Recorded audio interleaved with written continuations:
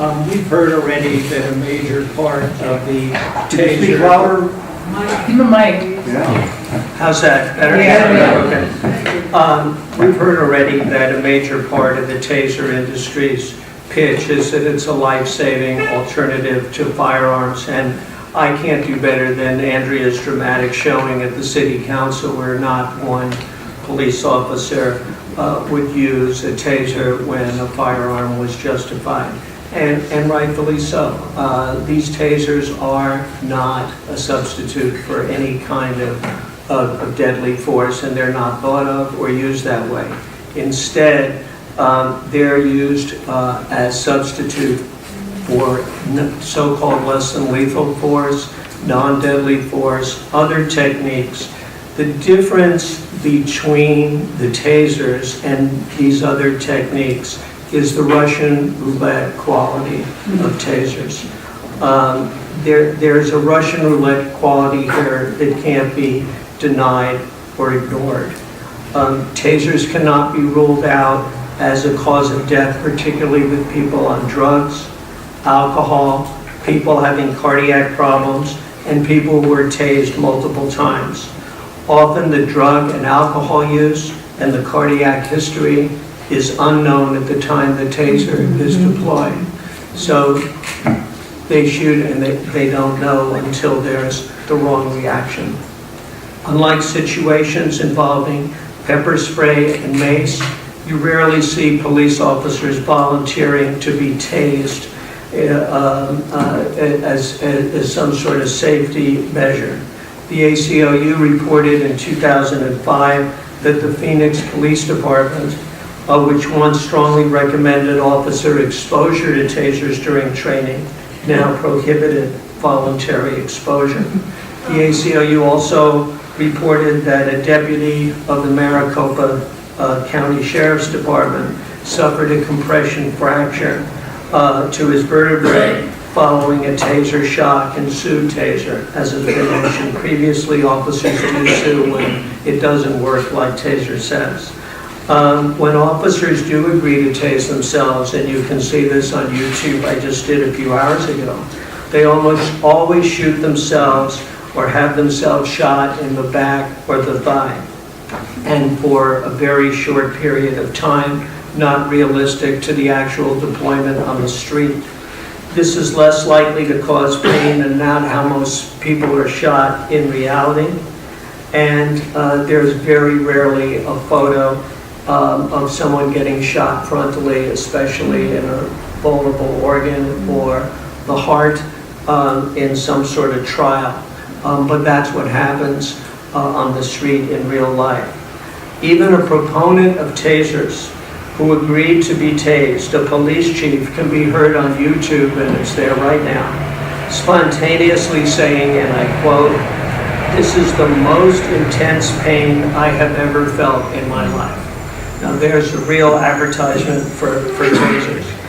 Amnesty International cites a paper by the American Heart Association that stated tasers were a contributory cause or a factor in more than 60 deaths. Amnesty International itself has gone on record as concerned by the low threshold at which tasers are deployed in the United States law enforcement and by a lack of stringent national standards governing their use. Amnesty goes on to say, and I quote, "Such weapons are particularly open to abuse, so they are portable, and because they are portable and easy to use, can inflict severe pain at the push of a button without leaving substantial marks, and can be used to apply repeated shocks." Amnesty concludes that, quote, "This organization's research has shown that tasers are also potentially lethal and have been implicated in dozens of deaths in recent years." They go on to say that since 2001, there has been more than 60 deaths in which medical examiners have listed tasers as a cause or a contributing factor, and there are other cases where the cause of death was undetermined, but where the taser may have played a role. Amnesty concludes that tasers should only be authorized in situations where deadly force would be justified as an alternative to firearms when possible. Clearly, this is not the plan of proponents of tasers in Berkeley. And I want to talk about the timing of this proposal in Berkeley right now.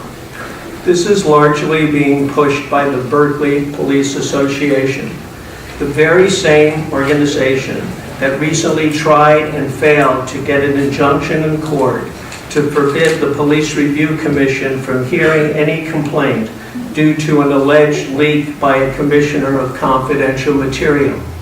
Now let's think about this. This is like I win a case of excessive force or even deadly force, and then I go to the judge and I say, Judge, this incident is so bad, I don't think the police should be allowed to police Berkeley anymore, or Oakland. I'd be laughed out of the courtroom and subject to sanctions. But the Berkeley Police Association just did this a few weeks ago. The city manager of Berkeley put a freeze on the Police Review Commission hearing complaints that has recently been lifted. There is little enthusiasm for the Police Review Commission by the current city manager, and many of the PRC findings are issued too late to have an impact on police discipline. The PRC itself has burdened itself with deadlines that are shorter than that required by law, and burdens have proved more stringent than state law and other police review mechanisms. So they're going to look at this. I don't think so. Recent events in Ferguson, Missouri, also, and the timing of this with Ferguson is noteworthy. It was so bad, what we saw on television, that President Obama ordered a review of just what kind of weapons are provided on local police by the military. There's a growing recognition, except in Berkeley, that some weaponry is simply not appropriate in a local police department. And I would argue tasers are an example. Furthermore, police with tasers are bound to think about using it, as opposed to something else, like working it out, talking it out. I'm not saying that police should not be thinking about their safety. Officer safety should be on the mind of every officer all the time. But without discounting this, the fact that you have access to a taser and are thinking about it, you just have so much you can think about when you're interacting with someone on the street.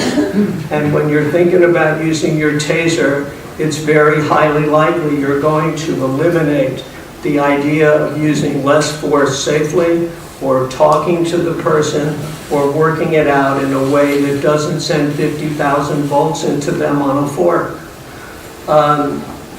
Another point about the timing of this proposal. A recent forum by the NAACP on racial profiling by police in Berkeley filled the room to capacity. People were claiming an excessive amount of police presence and force in the African American community, while drug use in the white community was downplayed or ignored. The president of the NAACP in Berkeley was quoted as saying, "It appears that in some ways we have two Berkeleys. We have one group of people in Berkeley that feel the weight of racial profiling and discrimination, and we have another group where it's not happening to them, and they don't understand what we are talking about." Meanwhile, the African American population in Berkeley has dropped from 23.5% of the city in 1970 to less than 10% today. That's more than a 50% drop in absolute numbers. I don't hear any real discussion about this among city leaders, either about this issue or how to remedy it, housing, jobs, etc.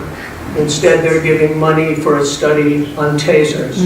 Look at the priorities and think about it.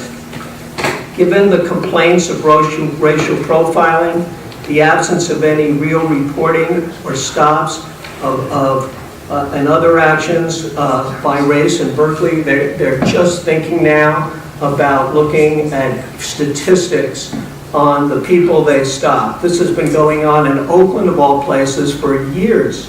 We have a professor of Stanford who just got a $190,000 grant to look at the racial profiling in Oakland and what can be done to limit it and solve it.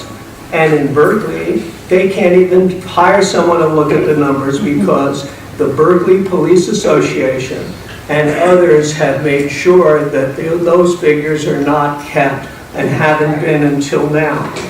Maybe they will be. We'll just have to see. Given the actions of the Berkeley Police Association, the indifference and hostility of the city manager's office to the Police Review Commission, there is a very great danger, in fact, a near certainty, that tasers will be used by the Berkeley Police Department in a disproportionate manner against the African American community, and this chance should not be taken. I want to say a brief word about lawsuits since I am a civil rights lawyer. Over 20 years ago, the Ninth Circuit held in a taser case involving the city of Milpitas, and they found that their policy was responsible for the plaintiff's injury, and they stated the test for a Fourth Amendment violation does not require long-term harm or serious physical injury. So we're looking at liability here. Last year, the Ninth Circuit also ruled that the police officer was not immune from using his taser because, quote, it was well known as of 2008 that a taser in a dark mode constituted more than trivial force. That's the Ninth Circuit. But lawsuits are not good policy. A lawsuit can never prevent an injury. It can only compensate someone when an injury has already happened. So let's not have any lawsuits in Berkeley about tasers. Let's not use them. Thank you.